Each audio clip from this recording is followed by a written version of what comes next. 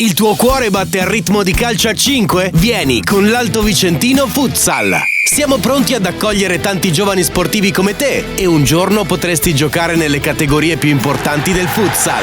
Visita la nostra pagina Alto Vicentino Futsal e contattaci subito. Sarai il benvenuto. Media partner Radio Peter Pan.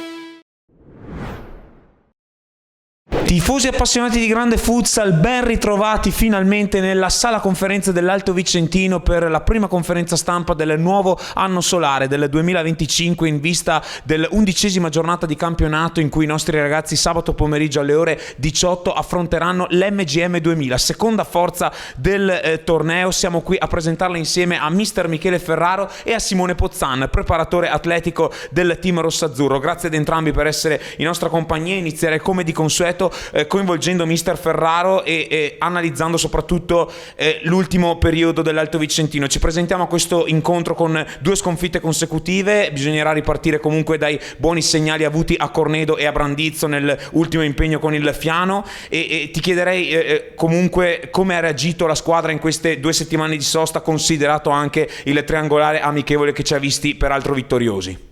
Ciao Marco, innanzitutto buon anno a te e buon anno a tutti i nostri tifosi. Arriviamo in un brutto momento di 2 sconfitte consecutive, però Marco sono state 2 sconfitte completamente diverse, nel senso che con l'Orange è stata, come le altre sconfitte precedenti, sono state delle sconfitte meritate. Questa volta penso e spero che in queste conferenze pre-partita di essermi contraddistinto per un minimo di obiettività e voglio essere obiettivo anche nell'ultima sconfitta che non è stata meritata a mio avviso.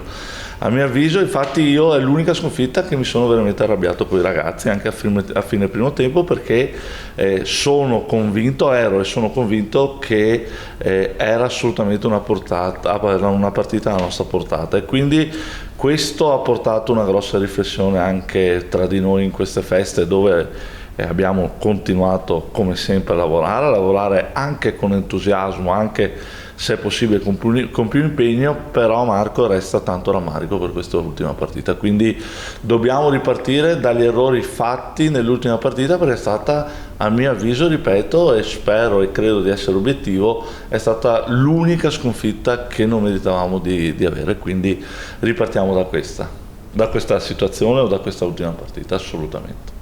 Abbiamo detto più volte in queste conferenze stampa che sbagliando si impara, e in questo caso l'obiettivo sarà quello di trasformare il rammarico in foga agonistica, insomma voglia di rifarsi fin da subito, fin da quando sarà possibile, ossia da sabato pomeriggio. Grazie per la tua analisi riguardante il recente passato dell'Alto Vicentino. Cederei ora la parola a Simone Pozzan, che coinvolgiamo davanti ai microfoni per la prima volta da quando è qui con noi. Grazie Simone. Grazie e direi di descriverci a questo punto il vissuto iniziale all'Alto Vicentino. Tu vieni ovviamente da una lunga esperienza nel mondo del calcio a 11, hai dovuto adattare un po' la tua immensa esperienza, il tuo curriculum direi davvero completissimo a questo sport. Come è stato l'adattamento appunto al mondo del calcio a 5? Sì, ciao Marco, grazie. È stato appunto come dicevi tu, vengo da 16 anni di preparazione atletica nel calcio 11, diverse categorie, settori giovanili, prima squadra, quindi anche per me è stato appunto rimettermi in gioco, un ricominciare un qualcosa che poi è sempre stato una passione oltre che un lavoro, interrotto nel periodo del Covid, diciamo un po' per motivi personali, e ripreso adesso anche con la collaborazione col Poliambulatorio San Gaetano. E rimettersi in gioco fa sempre piacere. Lo sport chiaramente in questo caso è differente, perché tra il calcio 11 e il calcio a 5 ci sono delle grosse differenze anche dal punto di vista fisiologico e quindi di preparazione atletica. È comunque una cosa che sto scoprendo anch'io man mano nei mesi, ma diciamo che l'impatto è stato anche più facile del previsto, considerato il fatto che comunque stiamo parlando di uno sport di squadra completo, dove le similitudini col calcio 11 sono anche dal punto di vista della gestione dello spogliatoio e della gestione dell'allenamento molto simili in questo senso, e anche appunto considerato la nostra squadra che abbiamo anche diversi giocatori che provengono appunto giustamente dal calcio calcio 11, quindi l'impatto è stato molto positivo, ecco. Grazie per la tua analisi, Simone, e rimarrei ancora con te per analizzare proprio la squadra dal proprio interno. Insomma, non dico di fare l'analisi interprete per interprete, ma insomma ti chiederei un giudizio sul gruppo che hai allenato sino a questo momento. Insomma, come affrontano i tuoi ragazzi gli allenamenti a cui li sottoponi, che risposte danno, specie il lunedì quando ti tocca ovviamente allenarli dal punto di vista atletico? Sì, guarda, la squadra l'ho trovata da subito super disponibile, e comunque parliamo ormai di un momento storico in cui tutti gli atleti di sport di squadra di qualunque tipo sono abituati alla figura del preparatore atletico, che magari fino a una quindicina d'anni fa non era così scontata, insomma.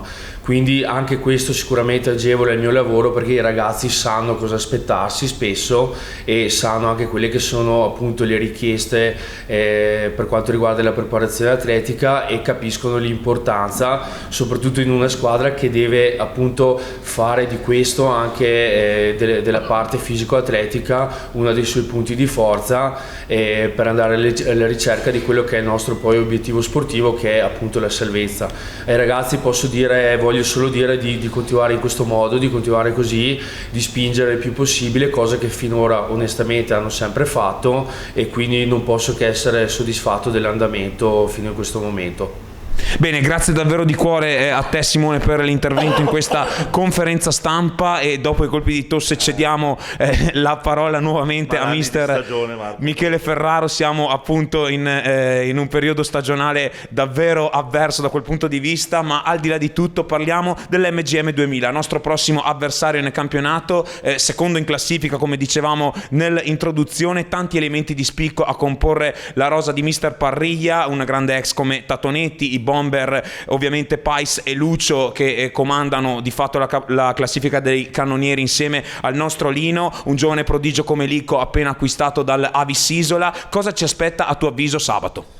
Guarda Marco, piccolissimo inciso, qui abbiamo presente il prof, che è simbolo di quello che ha fatto la società quest'anno, cioè uno staff di altissimo livello, e oggi insomma forse abbiamo la punta dell'iceberg di questo staff, quindi io ringrazio il prof, così come ringrazio la società di avermi messo a disposizione uno staff ripeto di primissimo livello.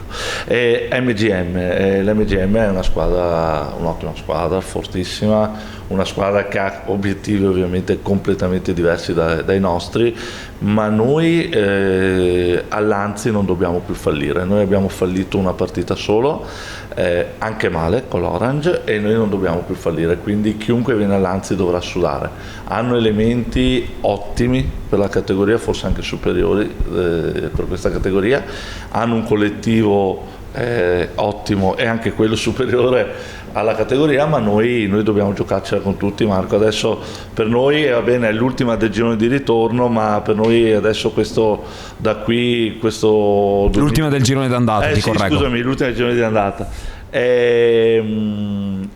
2025, Marco, deve essere una cosa diversa da quello che è stato il 2024, e dobbiamo ripartire assolutamente da sabato.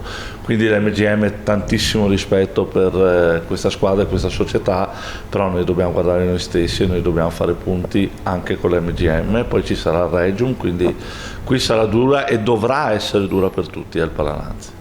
Ci auguriamo insomma di poter dire anno nuovo, vita nuova. Per concludere la conferenza coinvolgerei come di consueto Lorenzo Miotto, corrispondente di Calcio 5 Anteprima, collegato anche oggi, anche nel nuovo anno, in nostra compagnia telefonicamente. Ciao Lorenzo, a te la parola. Un saluto a tutti e ben ritrovati. La mia domanda per mister Ferraro: volevo sapere se oltre a impegno e lavoro può esserci una parola che dovrà rappresentare in particolare questa seconda parte di stagione dell'Alto Vicentino. Grazie. Ciao Lorenzo, grazie mille, innanzitutto buon anno e buon lavoro anche a te, alla redazione di Calcio 5 Anteprima.